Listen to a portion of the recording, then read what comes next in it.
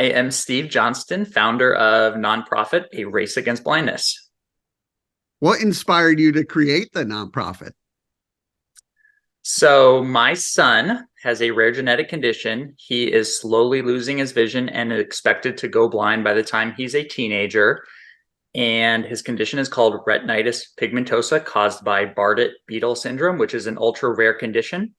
And without a lot of advocacy and support for his condition, we decided we were going to take action and be that group that does that. So that was the underlying process and reason why we founded A Race Against Blindness.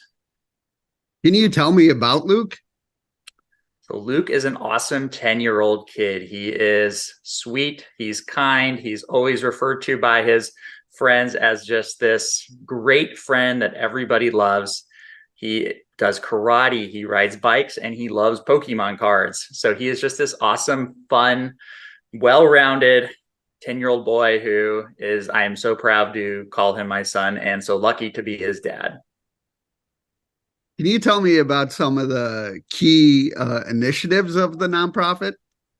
Yeah, the main initiative of the nonprofit is really funding research to support a cure for his condition.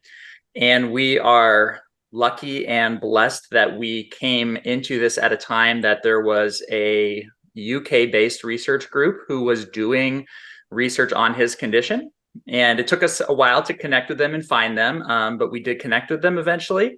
And they were at the point where they had already completed a significant part of the work to get ready for being able to do a clinical trial. And their big hurdle was like, we need the fundraising to be able to put this therapy to a human clinical trial. And that came along at the time that we were starting the nonprofit. And we're like, great, well, we want to do fundraising for, this type of work. So the stars just kind of aligned that we had found each other at the right time. So we are actively supporting research for a human clinical trial that could start as soon as we pull together all the fundraising. So it's a really exciting time for us as a nonprofit and the community as a whole. What is it like talking to families that are going through similar situations? It's inspiring for one thing, because they're such strong people. Usually for some reason, people going through adversity just find this amazing strength to overcome and endure and just go through these hard times with some type of positivity and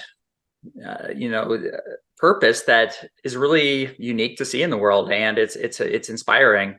It's also heartbreaking because we feel the pain personally of everything that people who are in our similar situation are going through, because as a parent, seeing your child go through something like that is absolutely heartbreaking. To watch them lose their vision and know that the things they know and love right now may be taken away from them in the future. So there's that kind of dichotomy of inspiration just by how these people handle these situations, and also just the heartbreak of the reality of what the disease is and how it can progress. When I was doing my research, I saw some articles about some of the trips you have gone on. How are some of those trips? Just amazing. So when we got this diagnosis, it really catapulted us into that mindset of, we need to appreciate life. We need to live life to the fullest every single day. And with Luke's diagnosis that he someday might not be able to see and experience these things like he can right now, we wanted to take as full of advantage as we could. So we hit the road. We spent the entire summer in a adventure van traveling around primarily the Pacific Northwest, seeing all the national parks, seeing all the beautiful things that our country has to offer, and just having really amazing quality family time and making those kind of lifelong memories that will stick with him no matter what happens in the future. Yeah, what is it like seeing his face when you go to these great places? He's kind of one of those kids that's he kind of takes things in slowly. He's got that kind of real like stoic demeanor, and he just kind of soaks things in. But man, when he sees something that he's really excited about and passionate about, like when we went into Wyoming and we did some dinosaur fossil dig, and we got to be a part of a fish fossil excavation site, he just lights up, and he's just this, amazingly like exuberant kid just seeing something for the first time. And that's just one of the most heartwarming feelings that you can have as a as a parent and as anybody onlooking. Everybody who's seen this and been a part of it, they just know that they're witnessing something special, knowing what the reality is for him and knowing that he's seeing something for the first time like that. I saw you founded the organization with your wife. What is it like having that support system and working together on this nonprofit? Well, interestingly, it's actually my ex-wife. We are not married. Oh, And sorry. no, that's okay. And that's an important part of it because what we did as a family and as a, group of people who all have a singular goal is we all came around this one thing to make that the most important thing, to put that first and to overcome anything else going on in life. And we always had a great relationship, but we really came together to focus on that as a family, to make sure Luke had everything he needed. And then as a nonprofit, to be people who are standing together for this thing, despite everything else, and to put that together. So the support system, as you mentioned, is incredibly important. We have a close network of family and friends who are all assisting in the nonprofit in some way or another. And it takes a village. Everything in life takes a village, whether you're raising a kid, you're running a business, you're a sports team. Every single successful thing in life is team based, and we have tried to embrace that as much as we can with our nonprofit. That the team and the family are all going to do this together. What are some of the things that motivate you? Gosh, well, every single day I wake up with the motivation here, seeing my son and thinking about what his life could be like without vision. So it doesn't take much more than that to really motivate me. But, from a day-to-day basis, when you start hearing the words of positivity and encouragement from people that you've never met, from people out in the community who see the work that we're doing, or they're going through it themselves and they have this just outstanding outpouring of support, it's so uplifting and moving. And you realize that this cause is so much bigger than just Luke and trying to save his eyesight and trying to save the eyesight of all the kids with his condition. And so that just motivates me to keep the hope alive and to keep fighting for this, because I know that we can do this and we can get there. It's simply just a matter of putting in the work, getting the fundraising, and making this thing happen. But it's so easy to be motivated with a project like this. You do a lot to help your son, but what do you do to help your own mental health? That's a great question. I'm a big proponent of taking care of yourself. You can't take care of other people if you don't take care of yourself.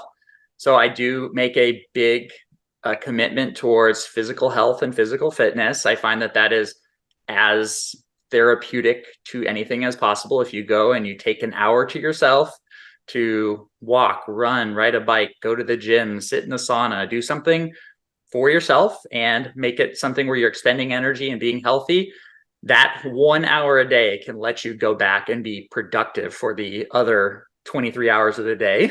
But it's really important to take that time for yourself, because if you don't, then your productivity will drop off, your happiness will drop off, and your ability to achieve your mission and help other people will immediately drop off if you're not taking care of yourself.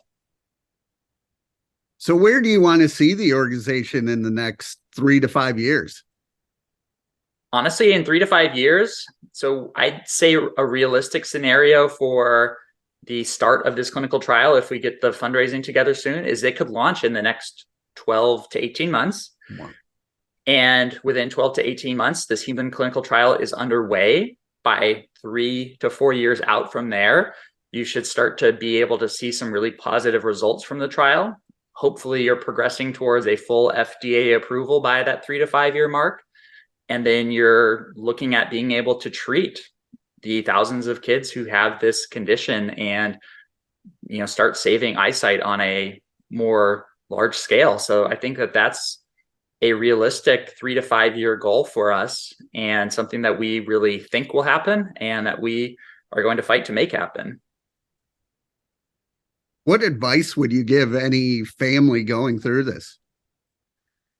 Any family going through any hard time, I think you need to sit down and you need to evaluate the good things that you have in your life. You need to look at what good can come from the situation, because you have two choices. You can let a hard situation like this break you and, bring your life down and bring the life of the people around you down, or you can try to find the good in it and try to turn that into a positive in some way. Whether it's like what we did, we're like, okay, we have this window of time where he has preserved vision. We're going to go out and we're going to experience the world. We're going to do some of the things that we've said we would always want to do, but never did. So you have to just sit there and try to evaluate that, because you can't control the things that happen to you. All you can control is how you react to them. And while every situation can be heartbreaking, devastating, and hurt immensely, if you react to it the way that you want to react to it, you can control the outcome. That's the most important thing for anybody going through any hard situation, not just one where there's vision loss. How can people reach out and learn more? So we have a website, eraceagainstblindness.org. So we have some information on there, and we're constantly building and expanding what we have on there, and information about our organization. We're all very active on social media and all that kind of stuff these days, trying to let people see kind of a glimpse into our lives and what we're doing as a family to promote the nonprofit. And we obviously would love to connect on there. So the two best ways are the website and social media, I'd say.